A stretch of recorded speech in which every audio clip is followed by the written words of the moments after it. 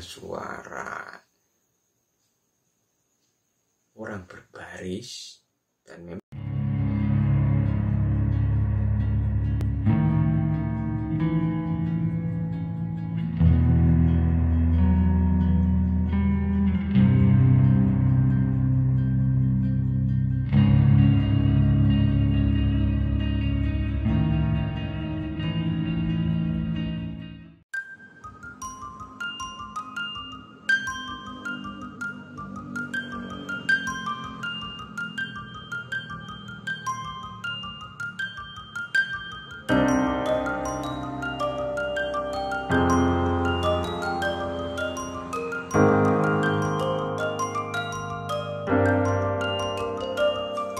kembali di channel Rasional TV.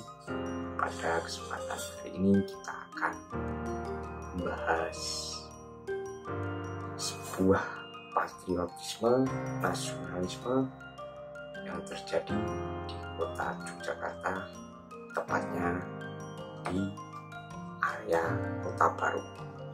Sebelum kita memasuki konten pada kesempatan episode kali ini, jangan lupa klik subscribe, like, share, dan komen agar channel ini berkembang.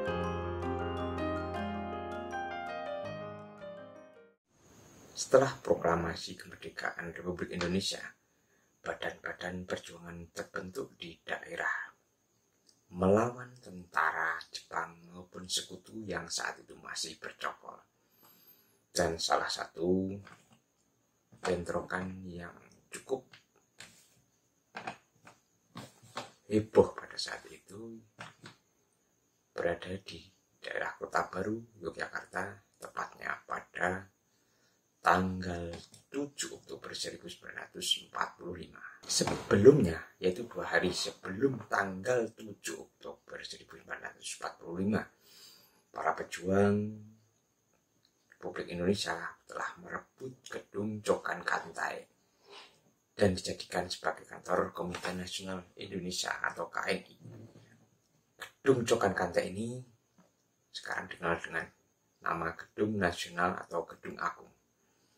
Namun saat itu di Kota Baru masih dikuasai oleh Jepang, termasuk juga gereja Kota Baru yang saat itu menjadi gudang persenjataan.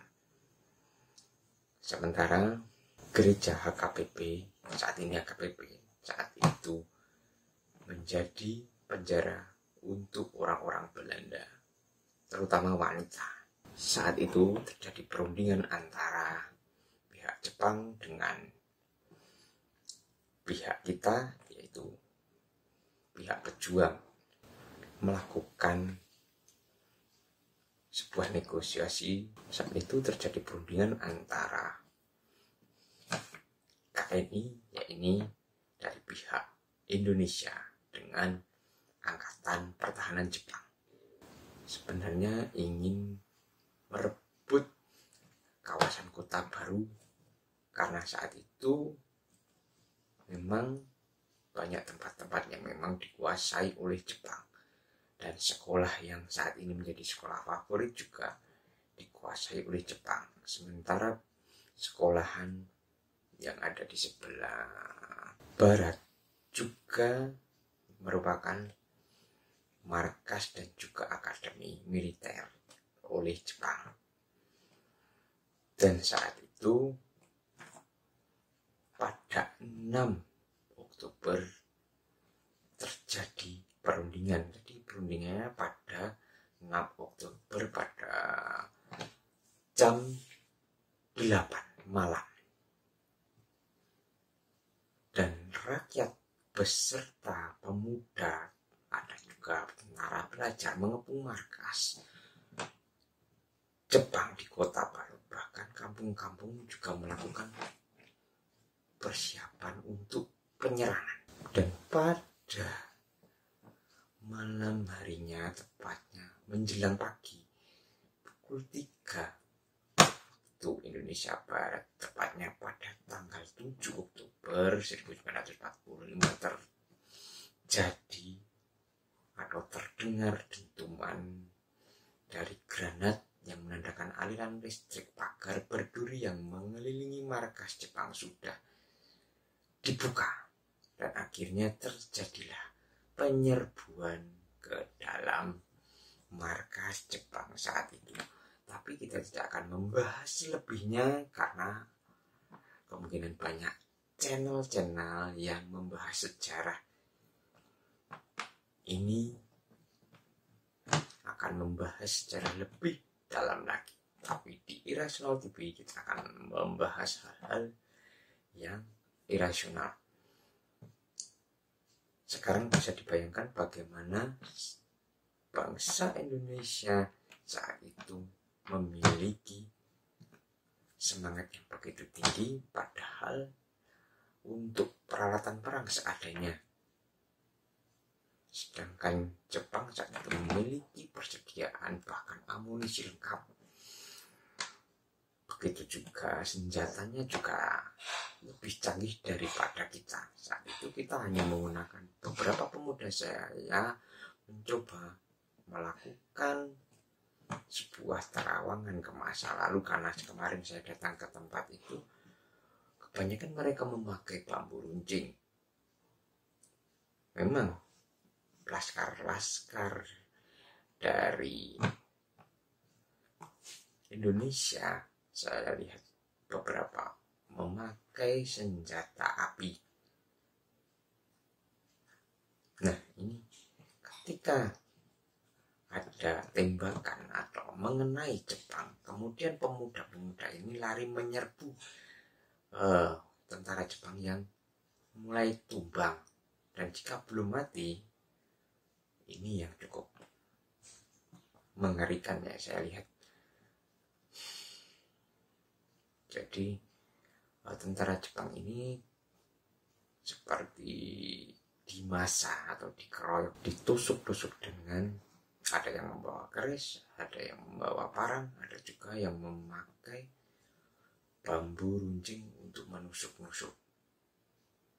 Dan saya melihat dari banyaknya pemuda ini, ada sosok pemuda yang masih remaja. Mungkin usianya saat itu masih 14 tahun.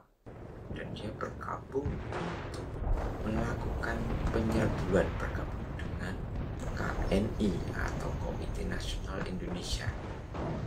Jadi remaja ini bergabung untuk melancarkan serangan dengan senjata yang seadanya. Dan pemuda ini juga mengalami luka karena luka tembak, dan itu tidak hanya satu orang ini, tapi beberapa. Pertempuran ini melibatkan banyak orang, menelan korban sebanyak 53 orang yang gugur, 21 orang luka, 32 orang luka-luka ringan, sedangkan pihak Jepang yang tewas berjumlah 27. Nah, nama-nama yang dalam serbuan itu, ada seorang yang bisa disebut sebagai pahlawan. Ya, ini pemuda yang saya sebutkan, namanya adalah Sabirin, dan saat itu dia masih 14 tahun.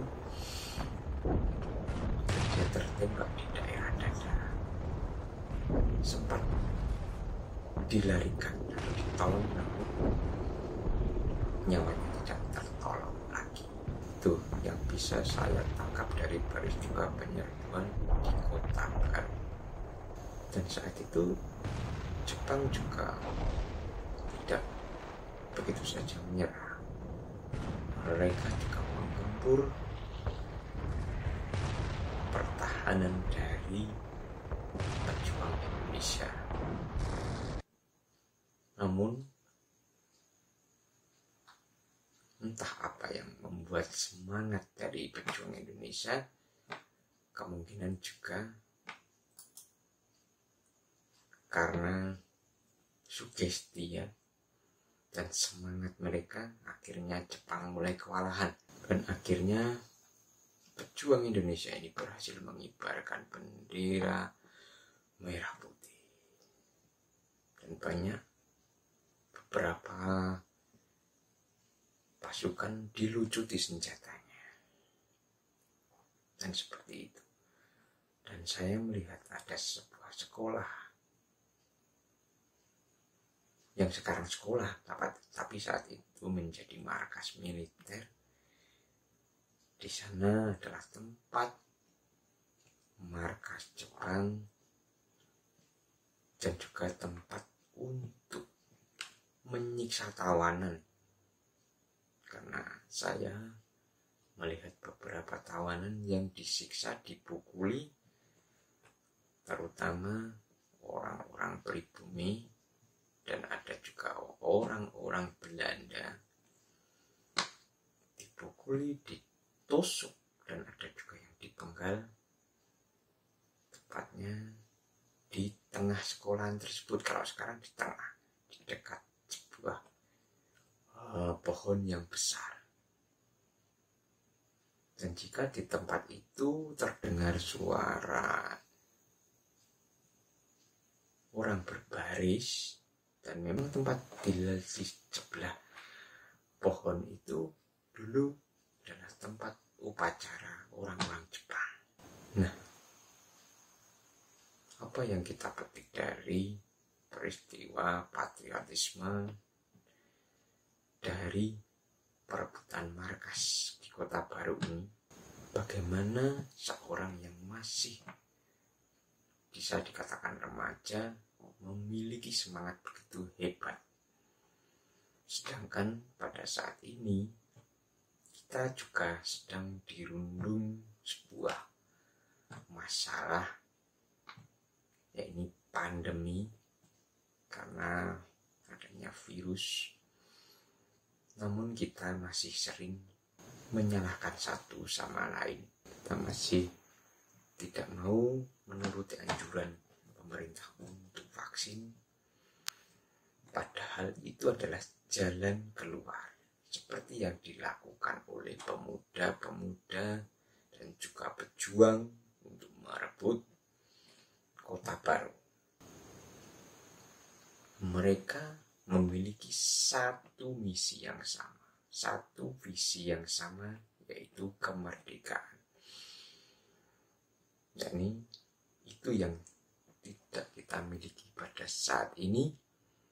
Dan semoga saja ketika Anda melihat video ini, maka rasa patriotisme dan nasionalisme Anda tergugah untuk segera melakukan anjuran pemerintah membebaskan diri dari rongrongan atau musuh kita yang tidak kelihatan seperti saat ini.